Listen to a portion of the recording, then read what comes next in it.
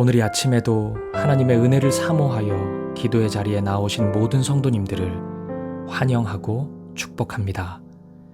이 시간 우리에게 주신 하나님의 말씀은 레위기 25장 39절부터 55절까지 말씀입니다.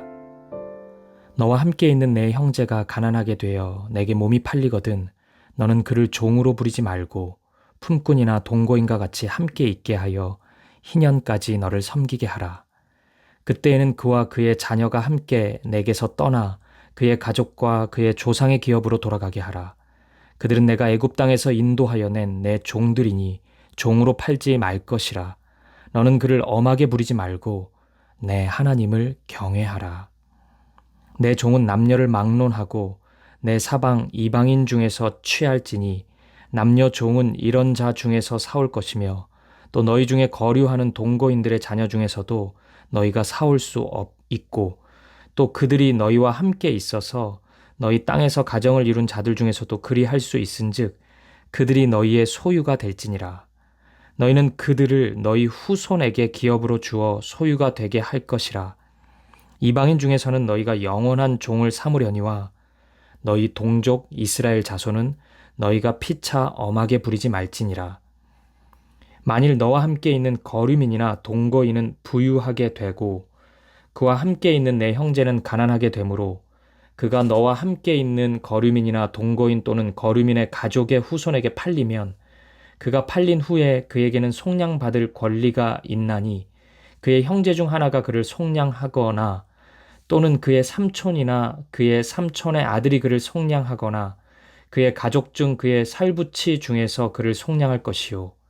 그가 부유하게 되면 스스로 속량하되 자기 몸이 팔린 해로부터 희년까지를 그 산 자와 계산하여 그 연수를 따라서 그 몸의 값을 정할 때에 그 사람을 섬긴 날을 그 사람에게 고용된 날로 여길 것이라.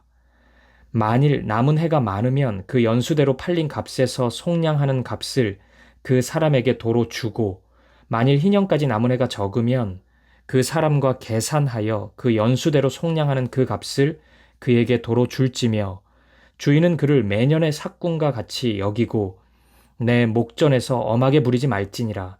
그가 이같이 속량되지 못하면 희년에 이르러는 그와 그의 자녀가 자유하리니 이스라엘 자손은 나의 종들이 됨이라. 그들은 내가 애굽 땅에서 인도하여 낸 내 종이요 나는 너희의 하나님 여호와이니라. 아멘. 오늘 본문은 이스라엘 공동체 안에 경제적인 파탄으로 노예가 된 이들을 향한 희년 제도의 원칙을 설명해 주고 있습니다. 어제 말씀드린 것처럼 희년은 하나님의 백성들을 향한 참된 안식이 구체적으로 적용된 절기입니다. 따라서 삶의 현장에서 안식을 잃어가고 있는 이들에게는 감사와 축제의 절기였습니다. 하지만 고통 속에 있는 이들에게만 축제가 된 것은 아닙니다. 그들에게 사랑을 베푸는 이들에게도 축제였습니다. 어떻게 그럴 수 있을까요? 자신의 재산을 잃는 것이고 기득권을 포기하는 일이었는데요. 왜냐하면 이스라엘 백성은 부자나 가난한 자에 상관없이 모두 본래 애굽의 노예였고 거류민이며 나그네이기 때문입니다. 그런 이스라엘을 하나님은 구속하셨고 그 은혜와 사랑에 대한 감사와 감격으로 희년 제도가 실천되기 때문에 사랑을 받는 자뿐 아니라 베푸는 자에게도 감사와 감격이 벅차오를 수밖에 없었던 것입니다. 따라서 이스라엘에게 희년은 하나님의 사랑 안에서 사랑을 흘려보내는 자나 그 사랑을 받는 자 모두 하나님의 은혜를 경험하는 절기였습니다. 출애굽 이후 이스라엘 공동체의 수가 늘어가고 그 안에 하나의 사회성이 형성되기 시작하면서 이런저런 이유로 경제적인 파산을 경험하는 이들이 생겨났습니다. 이들은 돈을 갚을 능력이 없었기에 어쩔 수 없이 몸으로 때우는 방식의 노예 생활을 시작할 수밖에 없었습니다. 출애굽기 21장 말씀은 7년에 한 번 안식년에 자유케 되는 노예에 대해 소개하고 있는데 이들은 아마도 종신노예가 아니었을 것입니다. 즉 큰 빚을 진 것은 아니기에 빠른 시간 안에 빚을 청산하고 자유의 신분을 되찾을 수 있었습니다. 하지만 희년을 기다려야만 하는 노예는 이런 수준이 아니었습니다. 완전한 파산을 경험한 이들이었습니다. 모든 것을 잃었기에 이 땅에서 소망을 가질 수 없는 처지였을 것입니다. 이들은 어쩔 수 없이 종신 노예로 살아갈 수밖에 없었습니다. 오늘 본문은 바로 이러한 자들을 향한 말씀인 것입니다. 먼저 본문은 이스라엘 공동체의 구성원은 서로를 노예처럼 생각하고 대하면 안 된다고 말씀합니다. 비록 이런저런 상황으로 빚을 갚기 위해 노예 생활을 시작했다 할지라도 그를 하나님 안에서 한 형제로 여기라는 것입니다. 경제적인 논리로 보면 분명히 갚아야 할 빚이 있기에 이런 생활을 하는 것인데 마땅한 인생의 결과로도 볼 수 있을 텐데 왜 이렇게 대해야 했을까요? 이스라엘 스스로를 생각해 보면 답이 있습니다. 그들은 본래 애굽에서 노예였기 때문입니다. 애굽에 종살이하던 이스라엘 민족을 하나님이 구원하셔서 자신의 백성으로 삼으셨습니다. 그 어떤 이유 없이 그 사랑을 보여주셨습니다. 그렇기에 이스라엘 백성 중 그 누구도 인간을 종처럼 여길 수는 없습니다. 하나님의 형상을 그렇게 짐승처럼 대해서는 안 되었던 것입니다. 나를 섬기는 노예의 신분인 어떤 사람을 형제로 바라보는 것은 쉬운 일이 아닙니다. 하지만 하나님의 시선이 나의 시선이 된다면 전혀 불가능한 것은 아닙니다. 하나님이 그를 존귀한 자녀로 바라보시기에 나도 그를 사랑하고 섬길 수 있는 것입니다. 그래서 본문 43절은 이러한 사랑의 행위가 곧 하나님을 경외하는 것이라고 말씀합니다. 너는 그를 엄하게 부리지 말고 내 하나님을 경외하라. 하나님을 경외하는 것은 다른 것이 아닙니다. 하나님의 시선으로 사람을 바라보는 것, 영혼을 바라보는 것, 인간적으로 아무리 보잘것없어 보인다 할지라도 하나님이 귀하다 하시면 나도 귀하다고 인정하고 섬기는 것, 이것이 바로 하나님을 경외하는 행위입니다. 또한 본문은 어제에 이어 다시 한번 기업물음의 제도를 언급합니다. 형제, 삼촌, 조카, 가까운 친척 등의 순서에 따라 노예 생활을 하고 있는 지체를 속량해 주어야 한다는 것입니다.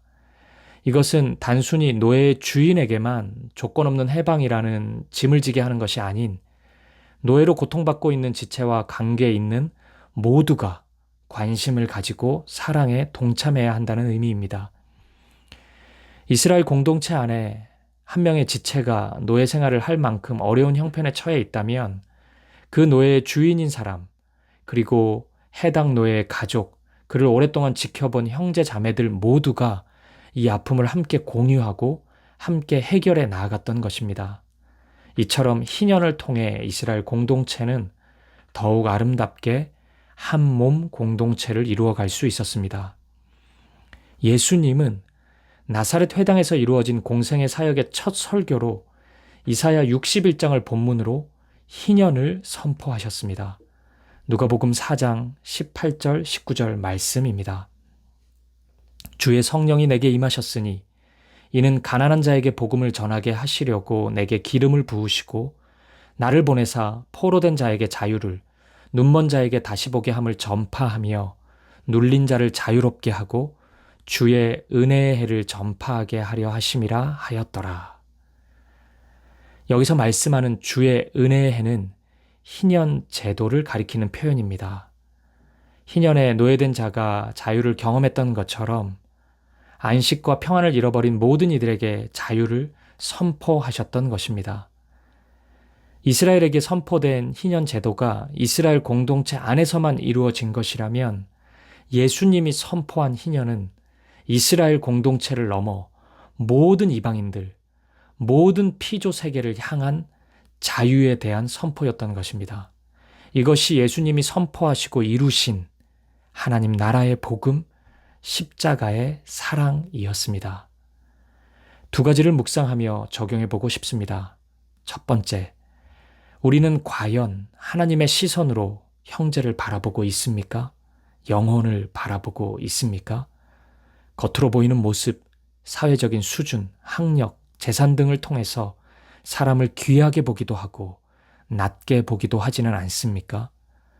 노예라고 해서 함부로 대하는 이들에게 희년의 말씀은 무척 무겁고 힘든 말씀이었습니다. 하지만 본문은 분명히 선포합니다. 하나님을 경외한다면 그를 종이 아닌 형제로 대해야 합니다. 하나님이 그를 그렇게 바라보시기 때문입니다. 오늘 우리의 시선에 하나님의 마음이 담겨 있는지 돌아볼 수 있기를 바랍니다. 그리고 은근히 무시했던 대상이 있다면 그를 진심으로 사랑하기로 결단하는 이 아침이 되기를 축복합니다. 두 번째, 우리 청년들을 생각하는 이 아침이기를 바랍니다. 이 시대 대부분의 청년들은 무한 경쟁의 입시를 지나서 좁은 취업의 길, 가정을 이루기 어려운 현실 등의 힘든 상황 앞에서 절망을 경험하고 있습니다.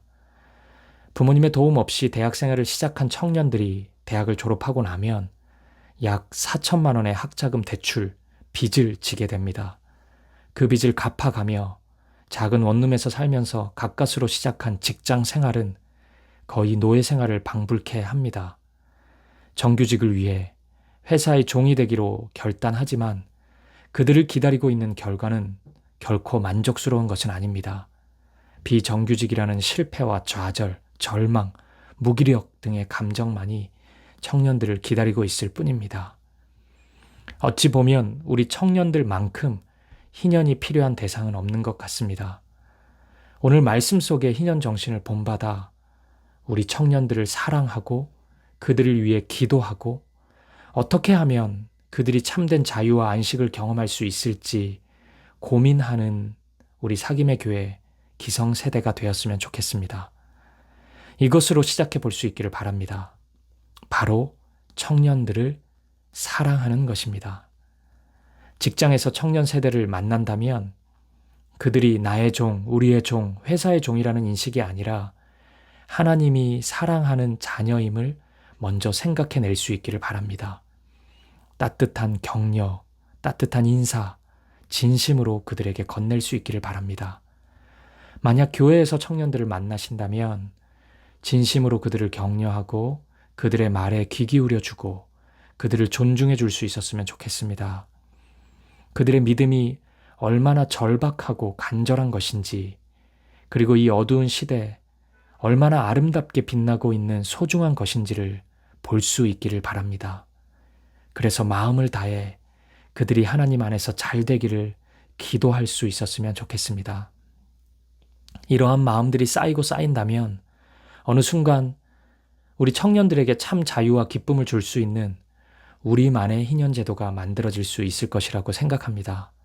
저도 담임 목사로서 청년들을 위해 기도하고 고민하고 있지만 이런 사랑이 우리 안에 더 강력하게 모아진다면 어느 순간 우리 사김의 교회만의 희년제도가 마련되리라 생각합니다.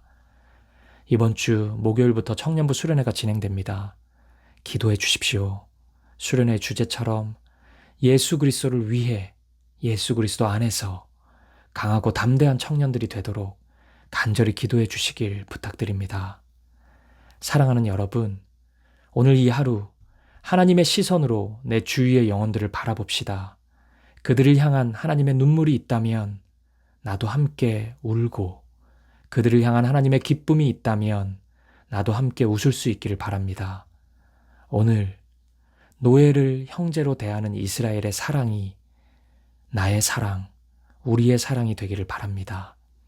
고통 가운데 몸부림치는 우리 주변의 이들을, 우리의 청년 세대를, 청소년 세대를, 우리 자녀를 회복시키는 우리 모두가 되기를, 희년의 축제가 우리의 삶 가운데 더욱 발전되고 적용되기를, 그런 우리 사김의 교회가 되기를 주님의 이름으로 간절히 축복합니다.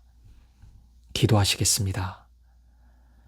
하나님의 시선이 나의 시선이 되기를 간구합시다. 노예를 형제로 대하기 위해서는 하나님의 마음이 있어야 합니다.